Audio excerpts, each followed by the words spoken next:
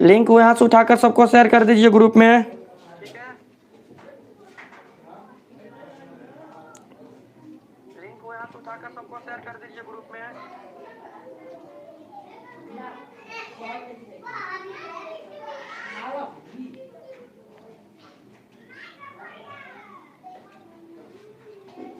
चलिए क्लास शुरू किया जाए। बहुत आज फर्स्ट क्लास था इसलिए थोड़ा सा ज़्यादा लेट हो गया। फर्स्ट क्लास था इसलिए थोड़ा सा ज़्यादा लेट हो गया और यहाँ पर भी थोड़ा प्रॉब्लम हो गया।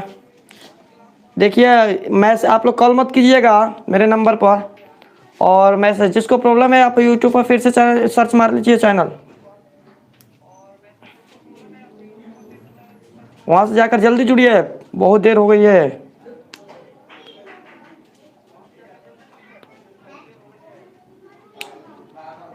क्लास शुरू किया जाए। इतने में अभी 6 बच्चे आए हैं।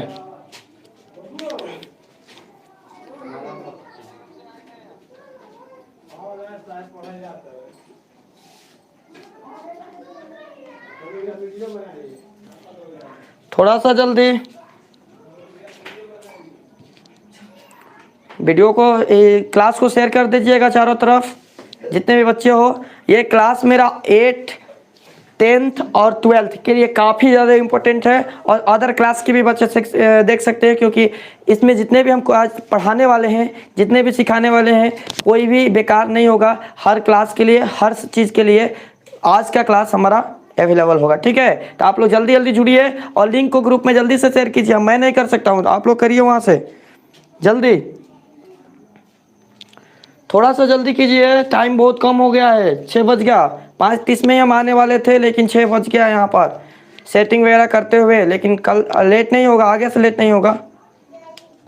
थोड़ा सा जल्दी कीजिए। चलिए आप लोग कर दीजिएगा। हम आप यहाँ पर क्लास शुरू करते हैं इतने बच्चों के साथ में। ठीक है, ध्यान दीजिएगा आप लोग, जो आएगा बीच में जुड़ेगा, और वीडियो को मैं अपलोड कर दूंगा इस चैनल पर ही, कि आप लोग जिसका छूटा होगा वह देख लेगा। ठीक है, आज हमारा फर्स्ट क्लास है भूगोल में, तो आज से हमारा 10th लेवल का जो सिलेबस है शुरू होने वाला है, हम शुरू करने वाले हैं। ये चैप्टर आपको 8th क्लास में भी मिलेगा, 10th में भी मिलेगा और 12th में मिलेगा, यदि क्लास वाइज देखिएगा तो। और इस चैप्टर का बता रहे हैं हम कि क्लास वाइज के हिसाब से ये ऐसा है, अगर कोई भी बच्चा इसको देख सकता है, क्योंकि आज का जो हम टॉपिक है हमारा भूगोल में वह संसाधन के ऊपर है। ठीक है, मैं आज संसाधन आपको पढ़ाने वाला हूं। ठीक है, बिल्कुल धीरे धीरे मैं आपको पढ़ाऊंगा, कोई दिक्कत नहीं होगा। एक क्लास और हम ले लेंगे, लेकिन बिल्कुल ध्यान से आप लोग समझिएगा, यहाँ पर थोड़ा सा भी प्रॉब्लम नहीं होना चाहिए। ठीक है, चलिए मेरे बच्चे आइए हम यहाँ पर चलते हैं और समझते हैं। देखिए यहाँ पर चैप्टर का नाम हम दिए संसाधन और उनके उपयोग। चैप्टर के नाम अपने अनुसार दिया जाता है। ठीक है, सभी बच्चे वीडियो क्लास को लाइक कर दीजिएगा ताकि उससे हम मोटिवेट होते रहे, और वीडियो को आप लोग इस लिंक को शेयर कर दीजिएगा ताकि और भी बच्चे इससे जुड़ जाए। ठीक है, आइए चलिए तो हम यहाँ पर क्या करते हैं, संसाधन एवं उनके उपयोग। तो यहाँ पर हम आपको बता देते हैं कि यह चैप्टर जो है आपको फर्स्ट चैप्टर के रूप में 10th स्टैंडर्ड पर देखा जाता है, फर्स्ट चैप्टर के रूप में। ठीक है, सभी बच्चे जितने भी मेरे इस साल 10th के एग्जाम की तैयारी करने वाले हैं, सभी लोग जुड़ जाइए मेरे चैनल पर। मैं अपने चैनल पर, यूट्यूब चैनल पहला बार मैं लाइव आया हूँ, क्योंकि मेरे पास लाइव का ऑप्शन अभी अवेलेबल था, लेकिन हम नहीं आए थे इस पर, प्राइवेट एप्लीकेशन से पढ़ा रहे थे। तो इस बार मैं पहली बार यहाँ पर लाइव आया हूँ, तो सभी लोग ध्यान दीजिएगा। मैं यहाँ पर लाइव क्लासेज आपका लेता रहूंगा, तो मेरे साथ आप लोग यहाँ पर बने रहिएगा। ठीक है ना, चलिए सबसे पहला चीज समझते हैं कि संसाधन एवं उनके उपयोग चैप्टर का नाम है। सबसे पहला चीज है कि संसाधन क्या है। क्वेश्चन उठता है हमारा कि संसाधन क्या है।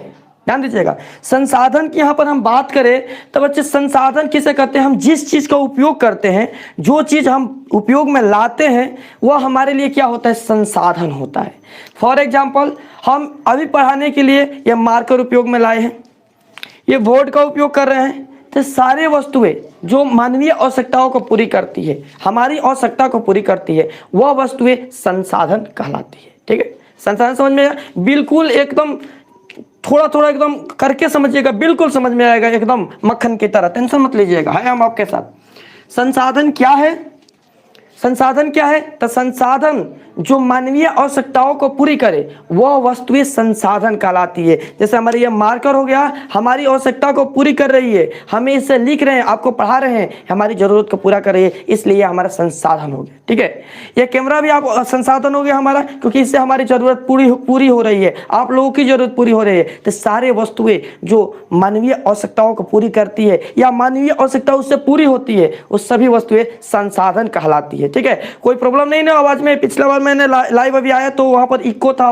आवाज में, अभी तो लग रहा है कि ठीक है। आप लोग थोड़ा सा देख लीजिएगा, नहीं तो कमेंट मैसेज कीजिएगा। ठीक है, हम भी देख लेते हैं, थोड़ा सा देख लीजिएगा, नहीं तो कमेंट मैसेज कीजिएगा। ठीक है, ठीक है, ठीक है, आवाज ठीक है, यहाँ पर आवाज में कोई प्रॉब्लम नहीं, आवाज ठीक है। ठीक है, चलिए आइए हम यहाँ पर देखते हैं संसाधन। संसाधन को दो भागों में बांटा गया है। संसाधन की परिभाषा हम समझे, संसाधन क्या है? तो जो मानवीय आवश्यकताओं को पूरी करे वे सभी वस्तुएं क्या कहलाती है? संसाधन कहलाती है। ओके, कोई दिक्कत यहाँ पर? दूसरा चीज संसाधन। संसाधन एक भौगोलिकविद थे जिमरमैन। ठीक है, उन्होंने क्या कहा था कि संसाधन होते नहीं है, संसाधन बनते हैं। ध्यान दीजिएगा, बिल्कुल उन्होंने सही बोला था कि संसाधन क्या है? संसाधन होते नहीं, संसाधन बनते हैं। आप सोचिए कि हमें लिखने की आवश्यकता ना होती तो ये मार्कर किस लिए बना होता?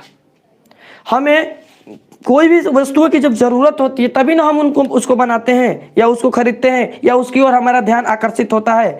यानी संसाधन, जिमरमैन के कथन के अनुसार क्या हुआ कि संसाधन होते नहीं, संसाधन बनते हैं या संसाधन बनाए जाते हैं। ठीक है, याद रखिएगा बिल्कुल। संसाधन, संसाधन को दो आधार पर डिवाइड किया गया, भौतिक और जैविक। संसाधन को कितने आधार पर डिवाइड किया गया? संसाधन को दो आधार पर डिवाइड किया गया, भौतिक संसाधन और जैविक संसाधन। ठीक है, भौतिक संसाधन के अंदर क्या आ जाएगा हमारा? तो जितने भी भौतिक संसाधन, जैसे कि ये फोन हो गया, मार्कर हो गया, मोटरसाइकिल हो गया, प्लेन हो गया, ये सारे वस्तुएं भौतिक संसाधन के अंतर्गत आ जाएगी। और जीवों से संबंधित जितने भी जीव जंतु, हम मनुष्य भी एक संसाधन है, हम भी एक संसाधन है। ठीक है, तो जितने भी जीव जंतु, जितने भी मनुष्य, ये सारे हो गए, सबका क्या हो जाएंगे? जैविक संसाधन हो जाएंगे। ठीक है, ध्यान दीजिएगा आप लोग। इतने बच्चे में केवल 11 बच्चे यहाँ पर लाइव है, 11 बच्चे ही मेरा क्लास देख रहे हैं। सभी बच्चों को मैं बताना चाहूंगा कि आप लोग क्लास क्यों छोड़ रहे हैं, क्या दिक्कत है आप लोगों को। ठीक है, टाइम आप लोगों को पता है तो क्लास न छोड़िएगा, यहाँ पर कम से कम जुड़ा रहिए क्लास मेरे साथ, तब न समझिएगा। फिर क्लास छोड़ देते हैं और बाद में कहते हैं कि नहीं ये हुआ, ऐसे हुआ, वैसे हुआ, नहीं समझ में आया। तो बताइए हम ऑफलाइन के क्लास में कितना तक मेंटेन करेंगे? इसलिए आप लोग यहाँ से कंप्लीट करिए, उसके बाद हम जो है ऑफलाइन में भी बात करेंगे। और जितने भी मेरे ऑनलाइन के बच्चे हैं उनको तो यहीं से करना पड़ेगा। ठीक है, इसके लिए मैं आपको इसका नोट्स मैं दे दूंगा। मेरा डिस्क्रिप्शन बॉक्स, ये वीडियो अपलोड होने के बाद में मैं डिस्क्रिप्शन में अपना टेलीग्राम चैनल का लिंक डालूंगा, वहाँ से मैं आपका अपना चैनल का लिंक सेंड कर दूंगा आपको। वहाँ से क्या कीजिएगा, आप लोग मेरे चैनल के माध्यम से जुड़ जाइएगा, तो वहाँ आपको PDF मिल जाएगा। इसका इस सब जितने भी चीज़ हम लिखे हैं सबका PDF मिल जाएगा। आप वहाँ से नोट्स या प्रिंट आउट कराकर इसे तैयार अपने नोट्स बना सकते हैं, रख सकते हैं। ठीक है, चलिए तो हो गया हमारे यहाँ पर, यानी संसाधन भौतिक और जैविक दो आधार पर बांटे गए हैं। अब आइए समझिए मानव कैसे संसाधन माना गया। तो मानव प्रौद्योगिकी के माध्यम से, मानव पर्यावरण और संस्थाएं तीनों से जुड़ा हुआ है। प्रौद्योगिकी, उद्योग वगैरह जितना भी हो गया, और पर्यावरण से भी और संस्थाएं से भी, तीनों से मानव जुड़ा हुआ है। यानी सभी काम यहाँ पर मानव ही कर रहा है, तो इसलिए यहाँ पर ये मानव क्या हो गया? एक संसाधन हो गया। ठीक है, समझ में आ गया? एक ये वाला याद रखिएगा, किसने कहा था कि संसाधन होते नहीं बनते हैं? तो जिमरमैन के अनुसार। अब ध्यान दीजिएगा, जो संसाधन है यहाँ पर, भौतिक जो संसाधन है या कोई भी संसाधन है, उन्हें ऐसे ही उपयोग में हम नहीं लाते हैं, उन्हें तकनीकी के आधार पर उन्हें उपयोग में लाया जाता है बनाकर। तकनीकी सेवाओं के आधार पर उन्हें मॉडिफाई करके संसाधन के रूप में हम बनाते हैं। ठीक है, जैसे पेट्रोल हो गया, तो पेट्रोल हम क्या निकाला जाता है, उसे कच्चा सामग्री निकालकर उसे ले जाकर कितने केमिकल, कितने फैक्ट्रियों में उपयोग के माध्यम से उसे शुद्ध पेट्रोल के रूप में निकाला जाता है। कोयला को मिट्टी के अंदर से निकाला जाता है, जो कि जैविक संसाधन के अंतर्गत आता है। तो ये सब संसाधन होते हैं जिन्हें डायरेक्टली उपयोग ना करके इसे इनडायरेक्टली रूप से बनाकर उपयोग में लाया जाता है। ओके, ध्यान दीजिएगा। और कुछ संसाधन की यहाँ पर बात करें तो संसाधन क्या, संसाधन को कितने भागों में बांटा गया है? तो संसाधन को यहाँ पर प्रॉपरली दो भागों में बांटा गया है, प्राकृतिक और मानवीय संसाधन। संसाधन को कितने भागों में बांटा गया है? तो संसाधन को दो भागों में बांटा गया है। संसाधन को कितने भागों में बांटा गया है?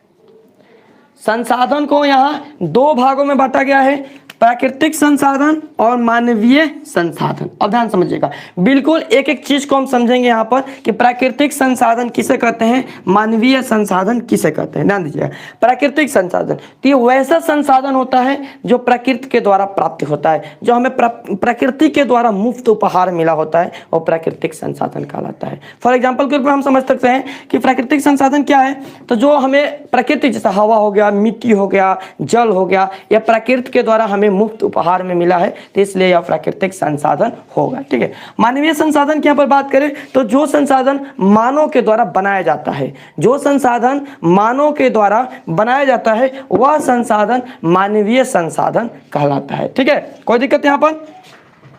प्राकृतिक संसाधन को दो भागों में बांटा गया है, नवीकरणीय संसाधन, अनवीकरणीय संसाधन। प्राकृतिक संसाधन को कितने भागों में डिवाइड किया गया है, नवीकरणीय संसाधन और अनवीकरणीय संसाधन। अब यहाँ पर हम समझेंगे कि नवीकरणीय संसाधन क्या है। ठीक है, एक बार और आप लोग मैसेज कर दीजिए कि कोई दिक्कत नहीं ना है,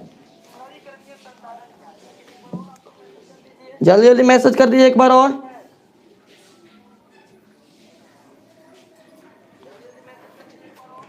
कोई दिक्कत नहीं हुआ है, आवाज आ रहा है प्रॉपरली, हम भी यहाँ पर देख रहे हैं इसको। ठीक है, चलिए आइए समझते हैं हम नवीकरणीय संसाधन, अनवीकरणीय संसाधन। तो नवीकरणीय संसाधन क्या होता है, यह वैसा संसाधन होता है, नवीकरणीय संसाधन वैसा संसाधन होता है जिसे भौतिक या रासायनिक प्रक्रियाओं के द्वारा, ध्यान दीजिएगा, जिसे भौतिक या रासायनिक प्रक्रियाओं के द्वारा, दिक्कत है क्या?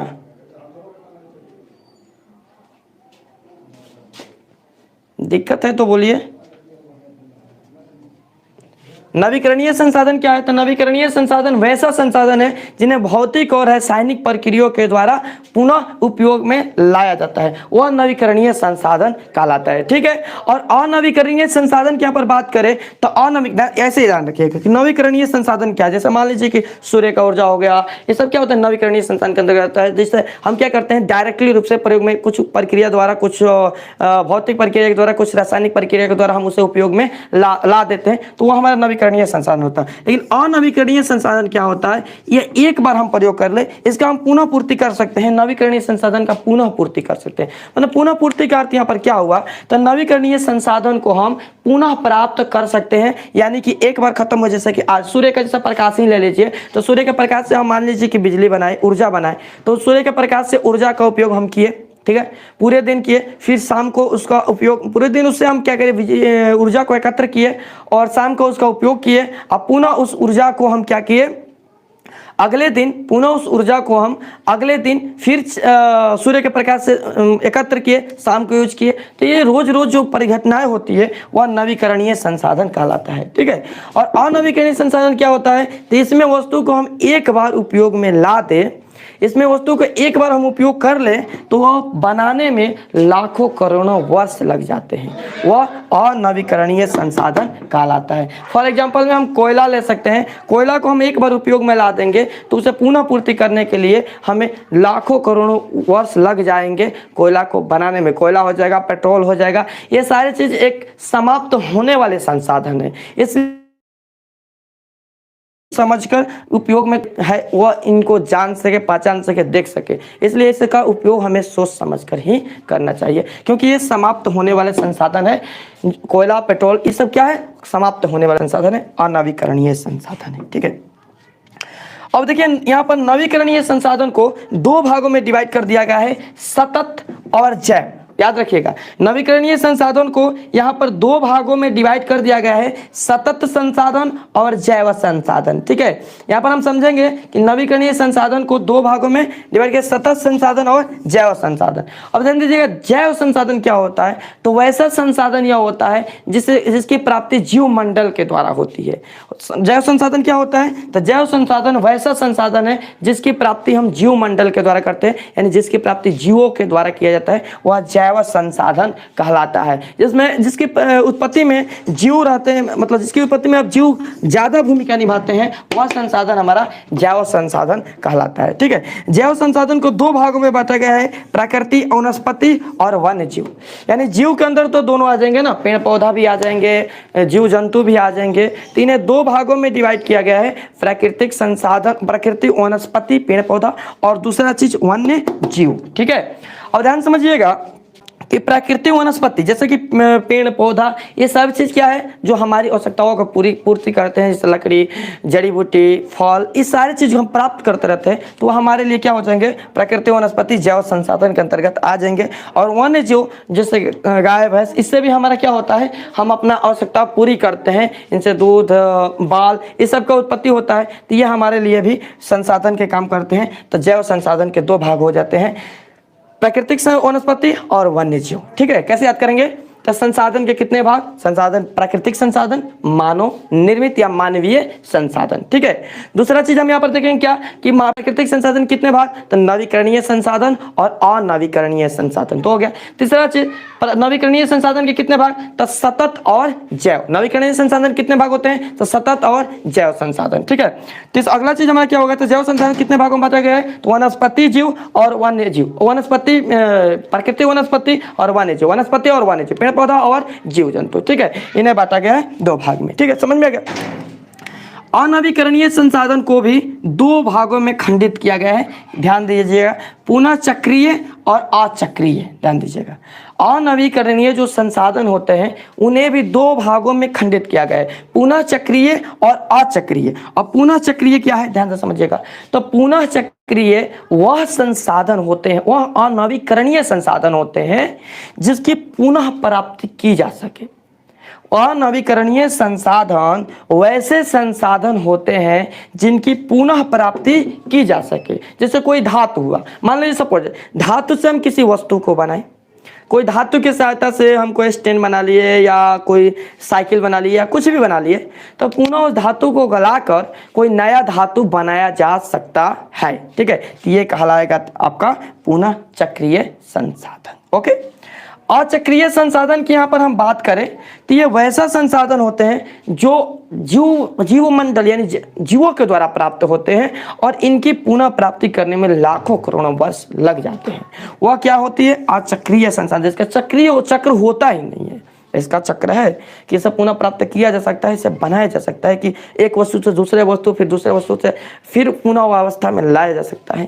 ठीक है, तो इसलिए चक्रीय संसाधन हुआ। लेकिन ये अचक्रीय संसाधन जिसका पुनः प्राप्ति किया ही नहीं जा सकता, मतलब होगा लाखों करोड़ वर्ष के बाद होगा, लेकिन पुनः प्राप्ति नहीं होगा, नए तरीके से प्राप्त नहीं होगा, ये कहलाएगा आपका अचक्रीय संसाधन। ओके, कोई दिक्कत। अब आते हैं हम अपने मानवीय संसाधन पर, और मानवीय संसाधन को हम समझते हैं। ठीक है, इसमें हम दो क्लास आप लोगों को लेंगे क्योंकि आप पूरे दिन हमने क्लास लिया है ऑफलाइन में। ठीक है, तो इसलिए मैं थोड़ा सा थक भी गया हूँ, तो क्लास हो सकता है कि बीच में डिस्टर्ब हो या डिस्टर्ब नहीं होने देंगे हम, चिंता मत करिए।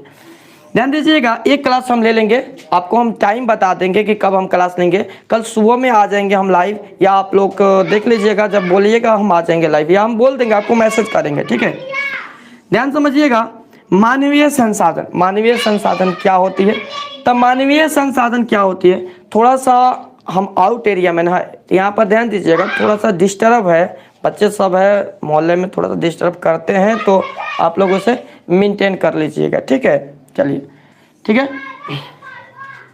आइए हम यहाँ पर समझते हैं मानवीय संसाधन। मानवीय संसाधन में आते हैं संरचना एवं संस्था, मानवता, मात्रा एवं गुणवत्ता। तो मानवीय संसाधन को दो भागों में खंडित कर दिया गया है।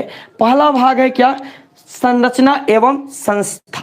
पहला भाग क्या है, संरचनाएं एवं संस्थाएं। ठीक है, पहला भाग को हम क्या कहते हैं, संरचनाएं एवं संस्थाएं। मानव क्या करता है, मानवीय संसाधन का मानवीय संसाधन अपना उपयोग कैसे करता है, तो यह सबसे पहले कोई संस्था बनाता है। जैसा फॉर एग्जाम्पल हमें ले लीजिए, हमने आप लोगों को पढ़ाने के लिए हम एक संस्था बनाए हैं। ठीक है, कोचिंग बनाई है, संस्था बनाए हैं, वहाँ पर कुछ संरचनाएं बनाए हैं, जैसे कि चैनल मान लीजिए कि एक तरह से संरचना ही है, ताकि हम मदद कर सके, पढ़ा सके, या मतलब आप लोगों का हेल्प कर सके।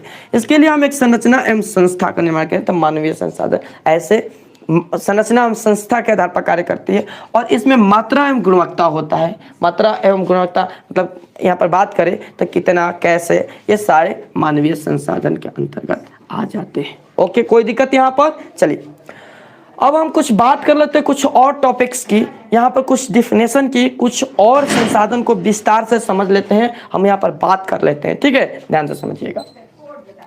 उत्पत्ति के आधार पर संसाधन यहाँ पर दिया गया है। उत्पत्ति के आधार पर यहाँ पर क्वेश्चन आप लोगों का क्रिएट होता है। ध्यान दीजिए कि संसाधन, मुख्य रूप से संसाधन को कितने भागों में बांटा गया है, तो मुख्य रूप से संसाधन को 2 भागों में बांटा गया है। पहला भाग क्या है हमारा, तो पहला भाग है हमारा प्राकृतिक और दूसरा भाग है मानवीय संसाधन। ठीक है, पहला भाग है हमारा प्राकृतिक, तो दूसरा भाग क्या है, मानवीय संसाधन। ओके, पहला भाग को हम क्या कहते हैं, प्राकृतिक संसाधन, दूसरा भाग को मानवीय संसाधन, 2 भागों में बांटा गया। ओके, अब यहाँ पर प्रश्न उठ सकता है कि उत्पत्ति के आधार पर संसाधन के कितने भेद होते हैं, तो उत्पत्ति के आधार पर संसाधन के 2 भेद होते हैं। ठीक है, उत्पत्ति के आधार पर संसाधन के कितने भेद होते हैं, तो उत्पत्ति के आधार पर संसाधन को 2 भेद होते हैं। ठीक है, 1 मिनट आप लोग वेट।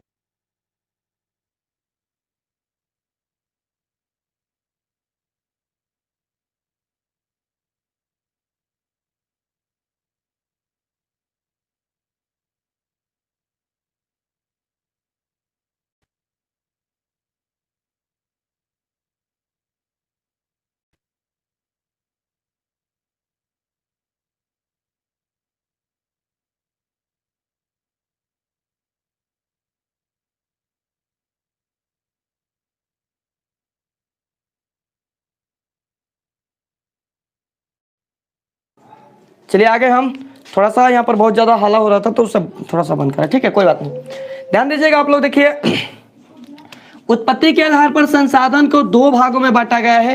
पहला क्या होता है, जैव संसाधन, दूसरा होता है अजैव संसाधन। जैव संसाधन क्या होता है, अजैव संसाधन क्या होता है, समझ लेते हैं। तो वैसे संसाधन जिसकी प्राप्ति जैव मंडल से होती है वह संसाधन जैव संसाधन कहलाता है। जैव संसाधन किसे कहते हैं, तो जैव संसाधन वह संसाधन होता है जिसकी प्राप्ति जैव मंडल से होती है, या ऐसा कहा जाए तो जिसमें जीव के सभी लक्षण मौजूद होते हैं, वह जैव संसाधन कहलाता है। ओके, जैव संसाधन का डिफिनेशन आप लोगों को समझ में आया। जैव संसाधन क्या है, तो जैव संसाधन वह संसाधन है जिसमें जीवों के गुण, जीवों के लक्षण मौजूद होते हैं। वह क्या होता है, जैव संसाधन होता है, और उसकी प्राप्ति जैव मंडल से। ओके, अजैव संसाधन की यहाँ पर बात करें तो अजैव संसाधन निर्जीव वस्तुओं के समूह को हम क्या कहते हैं, अजैव संसाधन कहते हैं। जो निर्जीव वस्तुओं के समूह होता है उसको हम क्या बोलते हैं, अजैव संसाधन बोलते हैं। ठीक है, आएगा समझ में, कोई दिक्कत यहाँ पर। यानी कि जैव संसाधन के अंदर जीवों से उत्पत्ति होगी, और अजैव संसाधन के अंदर निर्जीव वस्तुओं को के समूह को हम क्या कहते हैं, अजैव संसाधन कहते हैं। ठीक है, जैसे फोन हो गया, मार्कर, ये सब अजैव संसाधन के अंतर्गत हम रख सकते हैं। जैव संसाधन के अंदर जीव और उनके भाग रहते हैं। ठीक है, ओके, दूसरा बात करें हम उपयोगिता के आधार पर, तो उपयोगिता के आधार पर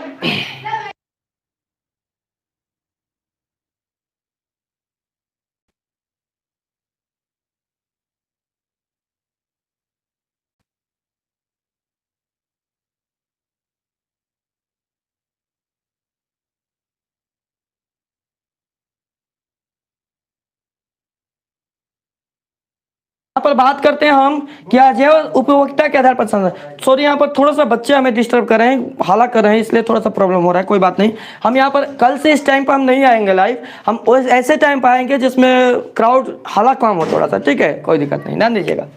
उपभोक्ता के आधार पर संसाधन, उपभोक्ता के आधार पर संसाधन कितने होते हैं, तो उपभोक्ता के आधार पर संसाधन 2 होते हैं, नवीकरणीय संसाधन और अनवीकरणीय संसाधन। ठीक है, उपभोक्ता के आधार पर संसाधन को 2 भागों में विभाजित किए गए, नवीकरणीय संसाधन और अनवीकरणीय संसाधन। यहाँ पर मैं आपको नवीकरणीय संसाधन और अनवीकरणीय संसाधन का डिफिनेशन बता चुका हूँ। ठीक है, कोई दिक्कत नहीं। आगे हम बढ़ते हैं स्वामित्व के आधार पर, स्वामित्व के आधार पर संसाधन। ध्यान दीजिएगा, स्वामित्व के आधार पर संसाधन को 4 भागों में बांटा गया है। याद करने लायक तथ्य याद रखिएगा। पहला, एग्जाम में पूछ सकता है कि उत्पत्ति के आधार पर संसाधन के कितने भेद होते हैं। ऑब्जेक्टिव क्वेश्चन बना सकते हैं, बिहार बोर्ड को पता है कि कैसे भी क्वेश्चन उठा सकता है, या कोई भी बोर्ड कुछ नहीं, नॉर्मल चीज है, बना सकता है। उत्पत्ति के आधार पर संसाधन के कितने भेद होते हैं, अब यहाँ पर उत्पत्ति के आधार पर संसाधन के 2 भेद होते हैं। ओके, कोई दिक्कत नहीं। दूसरा चीज, उपभोक्ता कौन कौन, तो जैव और अजैव। उपभोक्ता के आधार पर संसाधन के कितने भेद होते हैं? तो उपभोक्ता के आधार पर संसाधन के दो भेद होते हैं, नवीकरणीय और अनवीकरणीय। ठीक है, ओके, कोई दिक्कत नहीं। तीसरा चीज, स्वामित्व के आधार पर संसाधन के कितने भेद होते हैं? तो स्वामित्व के आधार पर संसाधन के 4 भेद होते हैं। बच्चे ध्यान दीजिएगा आप लोग, स्वामित्व के आधार पर संसाधन कितने भेद होते हैं? स्वामित्व के आधार पर संसाधन के 4 भेद होते हैं। कौन कौन? तो व्यक्तिगत संसाधन, सामुदायिक संसाधन, राष्ट्रीय संसाधन और अंतरराष्ट्रीय संसाधन। ये चारों को हम बिल्कुल आपको अच्छे तरीके से समझाएंगे। बस आप यहाँ पर ध्यान दीजिएगा कि स्वामित्व के आधार पर संसाधन कितने होते हैं? तो स्वामित्व के आधार पर संसाधन 4 होते हैं, व्यक्तिगत संसाधन, सामुदायिक संसाधन, राष्ट्रीय संसाधन और अंतरराष्ट्रीय संसाधन। ओके, आइए, व्यक्तिगत संसाधन क्या है? व्यक्तिगत संसाधन से हम क्या समझते हैं? तो ध्यान दीजिएगा, यह वैसा संसाधन होता है जो किसी खास व्यक्ति के अंडर में रहता है, खास व्यक्ति के अंदर में काम करता है, वह संसाधन व्यक्तिगत संसाधन कहता है। अब हम एग्जांपल देकर समझाते हैं, समझ में आ जाएगा। व्यक्तिगत संसाधन क्या होता है? तो जैसे मान लीजिए कि हम अपना इंस्टीट्यूट चलाते हैं, तो हम अपना इंस्टीट्यूट, ध्यान दीजिएगा, मेरा इंस्टीट्यूट कौन? ये बोर्ड एग्जाम की तैयारी वाला, कंप्यूटर वाला को छोड़ दीजिएगा, कंप्यूटर इंस्टीट्यूट तो वो तो गवर्नमेंट से लिंक हो गया, तो उसको अब नहीं यहाँ पर हम लेंगे।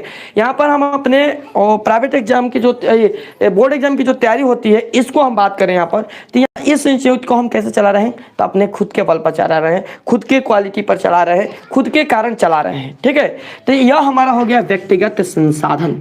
या कोई भी व्यक्ति कोई खुद काम करता है, या खुद कोई अपने कंपनी खड़ा किया, या खुद से कोई अपना एक व्यवसाय खड़ा किया, जिसके लिए वो काम को करने के लिए सरकार को टैक्स दे रहा हो, लगान दे रहा हो, तो वह संसाधन व्यक्तिगत संसाधन कहलाएगा। आया समझ में? मतलब हम कहे कि वैसा संसाधन, व्यक्तिगत संसाधन वैसा संसाधन होता है जिसके अंडर में खुद व्यक्ति मालिक होता है, जिस पर खुद का आधिपत्य होता है, कोई दूसरा व्यक्ति उसके ऊपर अपना दबाव या कुछ नहीं डालता है, वह उस कार्य को करने के लिए सरकार को टैक्स देता है, तो वह संसाधन व्यक्तिगत संसाधन कहलाएगा। ठीक है, टैक्स वगैरह की हम बात करेंगे, इकोनॉमी में आपको पढ़ाऊंगा, तो वहाँ पर मैं अच्छे तरीके से इसका बात करूंगा, चर्चा करूंगा। बिल्कुल आप ध्यान मत दीजिएगा, हम यहाँ पर ध्यान दीजिएगा, हम यहाँ पर मैथ से लेकर हर एक सब्जेक्ट पढ़ाते हैं। ठीक है ना, बिल्कुल आप कहीं दिक्कत नहीं होना है, हर एक चीज आपको हम समझाएंगे, लेकर चलेंगे। ठीक है, दूसरा चीज हो जाता है सामुदायिक संसाधन। अब ये सामुदायिक संसाधन क्या होता है? तो ध्यान दीजिएगा, यह वैसा संसाधन होता है जिसे कई व्यक्ति एक साथ मिलकर उपयोग करते हैं, कई व्यक्ति एक साथ मिलकर बनाते हैं। यह सामुदायिक हाँ भाई, ठीक है, समझिए आप लोग बिल्कुल अच्छे से। कोई दिक्कत हो तो कमेंट कीजिएगा, बताइएगा।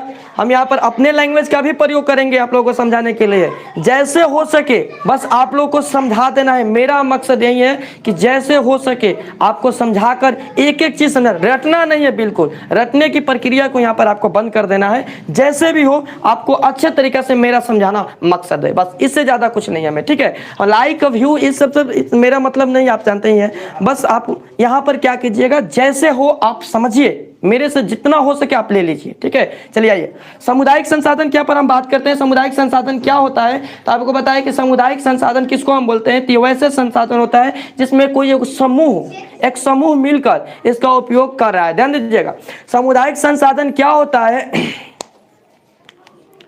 ठीक है अनीता, हाँ हम बताएंगे अपने लैंग्वेज भी यूज करेंगे, लेकिन अभी नहीं, आज फर्स्ट क्लास में आप लोग यूज करा दीजिएगा। हम अपना लैंग्वेज भी यूज करेंगे धीरे धीरे, थोड़ा करके। ठीक है, सामुदायिक संसाधन क्या होता है? तो यह वैसे संसाधन होता है जिसमें कोई खास समूह के लोग एक व्यवस्था बनाकर, बहुत 5 लोग 10 लोग मिलकर किसी कार्य को करते हैं, वह सामुदायिक संसाधन होता है। या सरकार और जनता मिलकर किसी कार्य को करती है, तो वह भी सामुदायिक संसाधन होता है। मतलब ऐसे समझिए कि वैसा संसाधन जिसका उपयोग कोई भी कर सकता है, कोई रोक टोक ना हो, पर्सनल ना हो। हमारा पर्सनल, जैसे मान लीजिए कि हम एक बाइक खरीद लिए, तो बाइक हम खरीदे तो हम बाइक को अपने हिसाब से यूज करेंगे, मतलब कोई उस पर दूसरा यूज नहीं कर सकता, दूसरा हक नहीं जमा सकता है।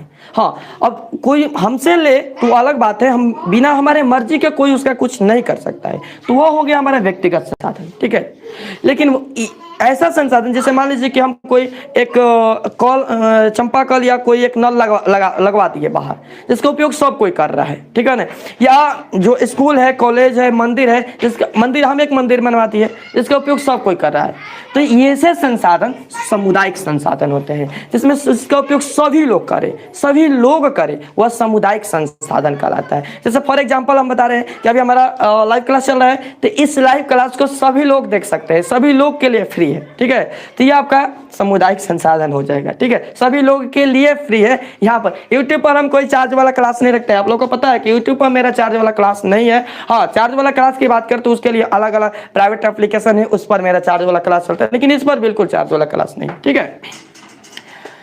आइए अब तीसरा समझते हैं हम, राष्ट्रीय संसाधन। सामुदायिक, हम आशा करते हैं कि आपको व्यक्तिगत संसाधन और सामुदायिक संसाधन दोनों संसाधन बिल्कुल समझ में आ गया होगा। अब हम बात करते हैं राष्ट्रीय संसाधन क्या होता है। तो ध्यान दीजिएगा,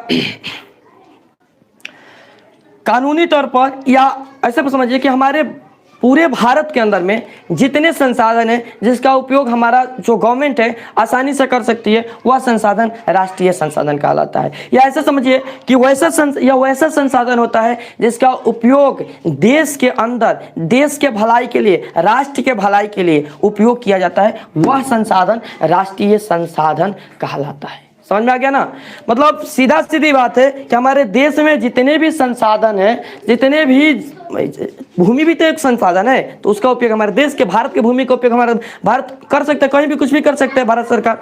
तो वह संसाधन क्या होता है, राष्ट्रीय संसाधन होता है, जिस पर ध्यान दीजिएगा पूरे भारत का हक होता है, पूरे भारत का हक उस पर होता है, वह संसाधन राष्ट्रीय संसाधन कहलाता है, जो देश हित के लिए, केवल भारत के लिए नहीं, सभी देश के लिए, अपने देश के अंदर में जितने भी संसाधन है उसके ऊपर वहां के सरकार का आधिपत्य हक है, तो वह संसाधन राष्ट्रीय संसाधन कहलाता है, ठीक है।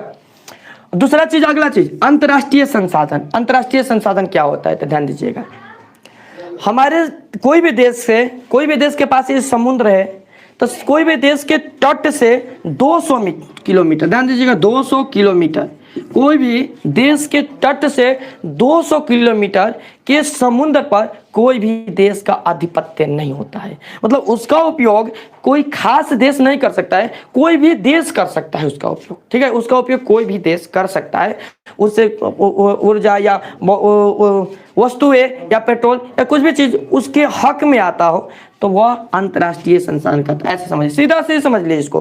कैसे, तो अंतर्राष्ट्रीय संसाधन क्या कहलाते हैं, तो वैसा संसाधन है जिसका उपयोग कोई भी देश कर सके। जैसे यहाँ पर सामुदायिक संसाधन है ना, जिसका उपयोग कोई भी कर सकता है, मतलब अपने देश के अंदर में, उस समाज के अंदर में कोई भी व्यक्ति उसका उपयोग कर सकता है, तो वह सामुदायिक हो गया। उससे अंतर्राष्ट्रीय संसाधन क्या होता है कि जिसका उपयोग कोई भी व्यक्ति आसानी से कर लेता है, सॉरी यहाँ पर कोई भी देश आसानी से उसका उपयोग करता है, वह संसाधन अंतर्राष्ट्रीय संसाधन कहलाता है। ओके, कोई दिक्कत यहाँ पर, कोई दिक्कत नहीं है। राष्ट्रीय संसाधन आपको समझ में आ गया, अंतर्राष्ट्रीय संसाधन आपको समझ में आ गया, कोई यहाँ पर दिक्कत नहीं। ये चारों संसाधन मैं ऐसा करता हूँ कि आप लोग को बिल्कुल क्लियर हो गया होगा, कोई दिक्कत नहीं है।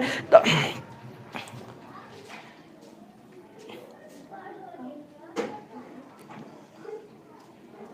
समझ नहीं आ रहा आपका मैसेज, ठीक है। मैसेज हम आपको देखेंगे। यहाँ पर ध्यान दीजिएगा, आप लोग के लिए हम बता रहे हैं कि इसमें से कोई भी चीज में आपको दिक्कत हो ना, तो आप लोग प्लीज मैसेज कर दीजिएगा, कमेंट आप लोग का मैं पढ़ूंगा, या जो मेरे ग्रुप से जुड़ा हुआ है तो उसमें भी मैसेज कर सकता है। नेक्स्ट क्लास जब मैं लेकर आऊंगा तो जितने भी आप लोग के प्रॉब्लम है, सारे प्रॉब्लम का मैं सोल्यूशन पहले दूंगा, तब क्लास शुरू करूंगा, ठीक है। तो आप लोग बिल्कुल चिंता करने की आवश्यकता नहीं है, बिल्कुल। या तो समझिए मत कि हम ऑनलाइन जुड़े हुए हैं, आपको हम ऐसा व्यवस्था दे रहे हैं कि आप लोग मेरे साथ ऑफलाइन की तरह पढ़ सकते हैं, ठीक है, बिल्कुल दिक्कत नहीं है। अगला चलते हैं, हम विकास के आधार पर समझते हैं। तो विकास की स्थिति के आधार पर संसाधन के कितने 4 भाग किए गए हैं, ठीक है। विकास की स्थिति के आधार पर यहाँ पर संसाधन के कितने भाग, थोड़ा सा हम यहाँ पर नीचे कर लेते हैं। विकास की स्थिति के आधार पर संसाधन कितने भाग, 4 भाग, संभावित संसाधन, विकसित संसाधन, भंडार संसाधन और संचित कोष संसाधन। यहाँ पर 4 भाग,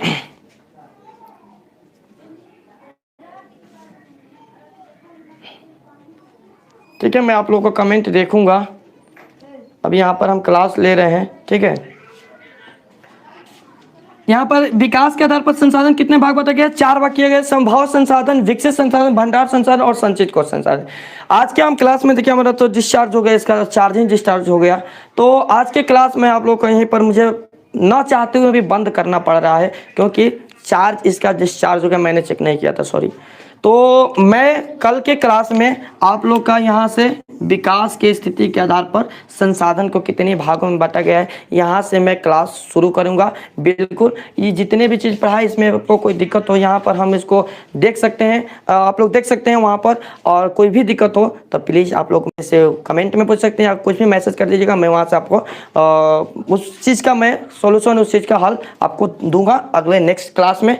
अभी यहाँ पर ध्यान दीजिएगा कि जो हम यहाँ पर छोड़े हुए हैं, मतलब इस बार हम आएंगे ना तो हर चीज़ हर व्यवस्था के साथ में आएंगे, क्योंकि यहाँ पर हम अभी आए आज के क्लास में जल्दी आए। हमारा 5:30 में क्लास खत्म हुआ ऑफलाइन का, और तुरंत ही सारी व्यवस्था के साथ हम जुड़े आप लोगों के साथ। थोड़ा सा लेट हो गया, कोई दिक्कत नहीं, लेकिन मैं अगले क्लास में जब भी आऊँगा फुल तैयारी के साथ में आऊँगा, हर व्यवस्था के साथ में आऊँगा। चार्ज भी हमारा रहेगा और टाइम भी हमारा फिक्स रहेगा, और उस क्लास में ये चैप्टर आप लोगों का पूरा कंप्लीट करा कर ही जाएंगे। ठीक है, तो आप लोग इस वीडियो को मैं यहीं पर यूट्यूब में छोड़ दूंगा ताकि आप लोग यहाँ से कंप्लीट कर सके, यहाँ से देख सके, कोई भी किसी का बच्चा का छूटा हो। यहाँ पर ध्यान दीजिएगा, इतने मेरे बच्चे हैं, केवल 10 बच्चे यहाँ पर जुड़े हुए हैं। ठीक है, मैं सब समझ सकता हूँ कि ये काम का समय है, फिर भी मैं आप लोगों को टाइम दिया था, क्योंकि कल रिजल्ट आया था। उसके बाद मैं सोचा था कि इसको SST का चालू करूँगा, तो कल रिजल्ट के बाद मैं चालू कर दिया ये। तो ध्यान दीजिएगा, आप लोग यहाँ से जुड़िए, यहाँ समझिए आकर, नहीं समझिएगा जुड़िएगा तो फिर आप अपना ऑफलाइन में बोलते हैं कि हम नहीं समझ में आया, ये नहीं हुआ। आप जुड़िएगा तब ना समझ में आएगा। ठीक है, तो चलिए यहाँ पर हम चलते हैं और आज के क्लास यहीं पर आते हैं। सभी बच्चों को हाँ गुड इवनिंग सभी बच्चों को, और मिलते हैं हम नेक्स्ट क्लास में। आप लोग को मैसेज मिल जाएगा, यूट्यूब पर भी मैसेज मिल जाएगा और यहाँ से भी मैसेज मिल जाएगा। ठीक है, यहाँ पर ठीक है, सब हो गया, अच्छी बात है, कोई दिक्कत नहीं है। अगले क्लास में हम सब क्लियर कर देंगे। ठीक है, ओके, धन्यवाद।